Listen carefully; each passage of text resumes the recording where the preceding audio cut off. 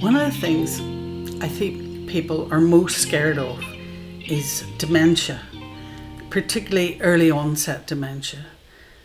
Nobody wants to think that they're losing their faculties or their memory, that they're becoming a burden on their partner or their children or the rest of their family. We don't like to feel that we're losing control. And so people are really scared about getting dementia.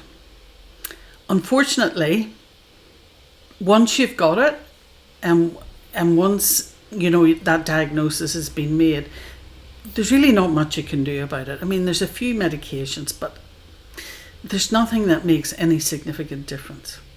So you've really got to start early and do things to prevent dementia coming on.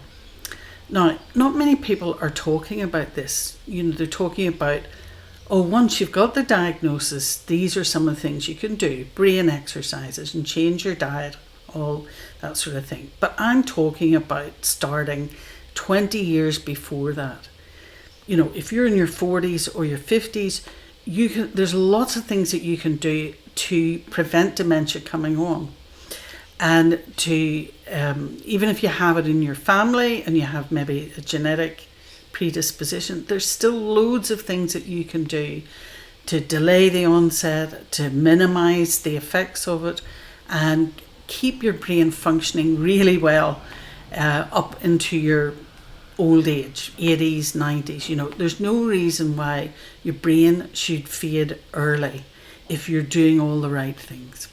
So I want to tell you about some of the things that you can do to actually keep your brain functioning really healthy right up into old age and knock dementia on its head. Now, it's controversial to say this, but there's a lot of people doing this work. As I said, there's multiple things you can do. One of the things you've got to be careful of is people saying, the one thing that prevents dementia, the one thing that treats dementia. And that's not true. It's a whole range of things. So it's everything from diet and exercise and toxicity and supplements and nutrients. It's a whole body thing. And so what I'm going to do over the next few weeks is I'm going to do a succession of talks about all the things that you can do. Sometimes it's hard to take in like a big long video about all the different things. So I'm going to split it into several videos, and then you'll have chunks, manageable chunks that you can watch, see what you can do yourself to implement those suggestions, and then go to the next chunk and do that. So it's not all just being one lecture, which people feel overwhelmed when there's too much going on. And I find that a lot of people just can make little changes at a time, or go to your doctor and get some blood tests done. And then that takes a little while for the results to come back, and then realize what you've got to do. Keep a lookout over the next few weeks for all of these, part 1, part 2, part 3, until we've covered everything that I can give you to help you get this under control. And of course, there's new information coming out all the time. So as I hear new stuff, I'm going to update you on what else you can do. So it's an ongoing thing. Do these things I'm suggesting now. Next year, I might have some more news for you. So we'll keep in touch so that you can do the best you can to keep your brain functioning really well. So you can enjoy your third age. You can have lots of fun. You can do whatever you want to do. And you're not feeling like you've got this fear of dementia. You're not feeling that you're being a burden on your family. I'm nearly 70. I'm not taking any medications. I take some supplements. I'm not doing any intensive exercise, but I'm doing things that I enjoy. Kayaking, tennis, walking. I don't have any hip replacements or anything. I've got nothing foreign in my body, no titanium, nothing at all, just me. And of course, today I'm talking to you. This is the real me. I've got a little bit of paper here to check up. I'm not reading from a script. This is not AI. This is me. I've been a doctor for 35 years. I've got a lot of knowledge and information to share with you today. All right, so let's get started. So the first thing I want to talk about is nutritional deficiencies. So there's a lot of people who are, a bit low in B12 because they're not absorbing it well from their gut, or they've got a restricted diet. Like if you're vegan, it's pretty hard to get enough B12 in your diet unless you focus on it, and some people take supplements. Vitamin D is another important nutrient for keeping your brain active. It's very important in mood control. It's very important for your immune system. And, we see a low vitamin D in lots of cancers as well. So it's really important to get your vitamin D levels up. And I'm going to explain to you how you do that. Even if you live in a cold country and there's not much sun, particularly in the winter, there's definitely things you can do. And then the other thing I want to talk about is minerals. So not many people talk about minerals, but it's not just calcium, but magnesium and zinc and molybdenum and manganese and selenium. These are really important minerals that you need to detox toxins out of your system, particularly other heavy metals. So we're going to have a session just about the minerals that you need and where you can get those from your foods, but also how to supplement with them properly. So we're going to talk about the different aspects of sunlight, so not just vitamin D, but the other parts like red light, how beneficial that can be, and the problems with blue light, and how to get the balance right. So if you spend a lot of time looking at the screens, talking to your grandchildren on your iPad or whatever, you maybe need to rebalance your exposure to blue light and introduce some red light therapy. And I've talked about that in a previous video. Then we've got things like sleep and melatonin, also very important, not just for sleep, but good levels of melatonin. It's another good anti-cancer hormone, so you want to have good levels of melatonin.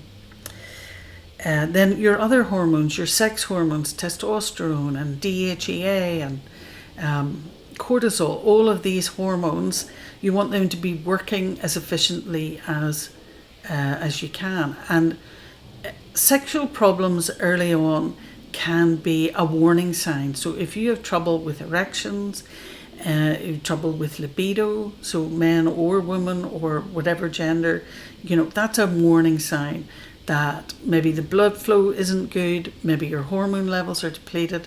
So again, we're going to talk about that. Things like gut health, very important topic. Lots of things you can do to improve your gut health and improve the balance of healthy gut bacteria. The thing I see most often is people not necessarily have anything bad growing there, but they don't have enough healthy bacteria. The range of healthy bacteria is low or imbalanced. So we're going to talk about that and the simple things you can do to help your gut. Then methylation. Methylation is part of our body's repair system. That's how we repair DNA. So that's an important thing to look at and get that balance too.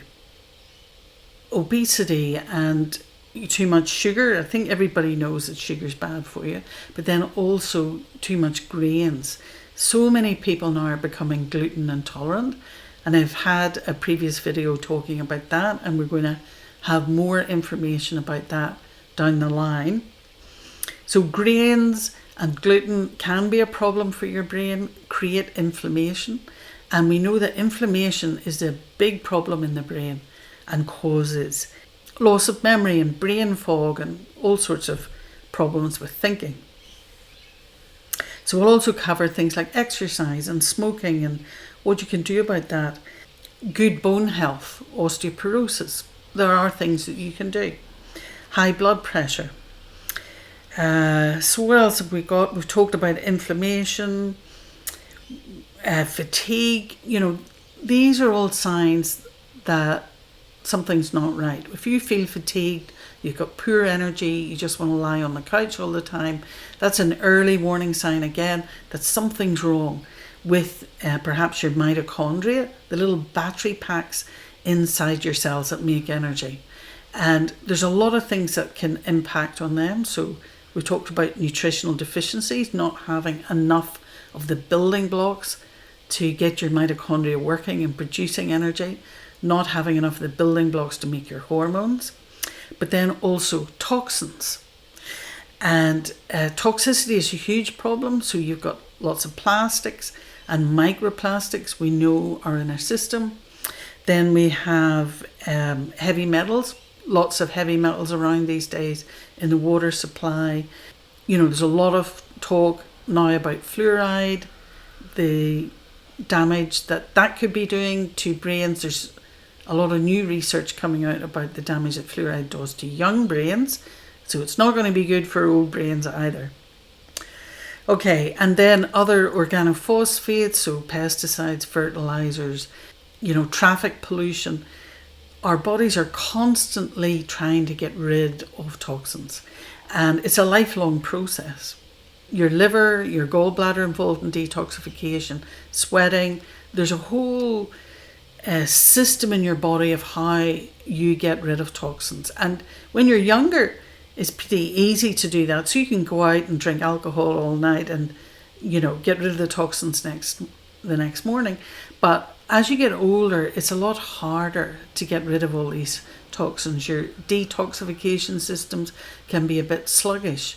But there are easy ways that you can get rid of those toxins and boost your detoxification system.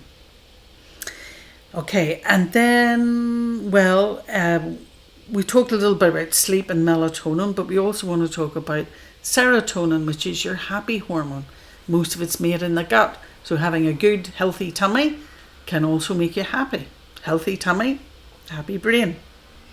And of course, loneliness and depression and all those social aspects, you know, spending too much time on your own, not having enough stimulation, and then not having enough stimulation for your brain in terms of brain exercises and doing the crossword, Sudoku, all those things. We're going to talk about all of that and give you some advice and ideas about what you can do. I've listed a whole bunch of things, which means there's a whole bunch of things that you can do to get your brain functioning really well so you can get out and have fun. That's all I'm going to say for today. What I'd like you to do is subscribe, click the notification buttons so that, you know, whenever these next videos come out, and I'm going to try and do one every week, you'll be notified when it's come out. You can have a look at it, start thinking about what you can do to implement and get your brain healthy. Okay, so thanks for listening, and I look forward to talking to you again soon.